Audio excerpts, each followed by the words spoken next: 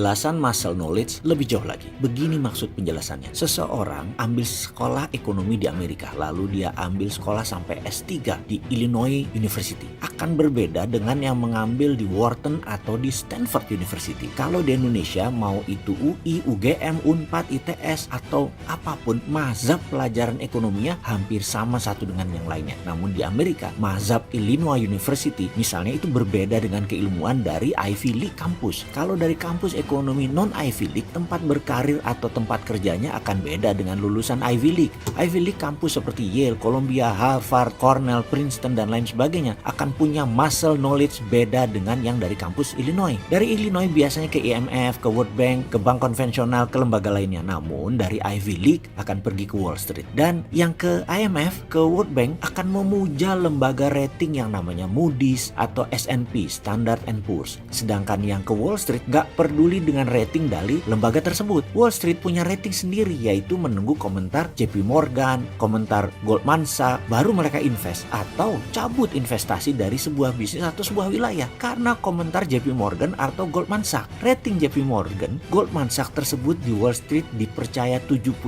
investor dunia. Kita tahu di semua negara 80% ekonominya itu dipegang swasta. Wall Street menguasai 80% ekonomi Amerika saat ini. Jadi kalau Moody's rating naik yang digadang-gadang di berita nasional, belum tentu investor datang. Itu yang membedakan adalah muscle knowledge-nya atas bisnis atau ekonomi. Tapi kalau JP Morgan bilang baik, apalagi excellent, maka dalam hitungan jam billion dollar mengalir masuk ke sebuah negara, atau misalnya negara tersebut Indonesia. Dalam mengelola negara ada satu pesan penting. Hati-hati pada siapa kita bersandar atas perputaran ekonomi. Bersandar ke IMF atau ke non-IMF. Non-IMF adalah private sector. Di zaman Pak Harto, kita bersandar di IGGI untuk dana Eropa, untuk ke Jepang CGI, dan untuk ke Amerika CSIS networknya, lembaganya, think tanknya. Setelah Indonesia disikat Amerika dengan reformasi baru, IMF masukkan kita sebagai pasien. Itu trap, itu jebakan. Dan sampai saat ini kita masih bersandar di IMF karena muscle knowledge yang mengelola negaranya hanya taunya itu, nggak ngerti ada muscle knowledge ekonomi yang lain. Jadi kalau hal ini nggak jalan, solusinya bagaimana? Ke depan, ya ubah timnya.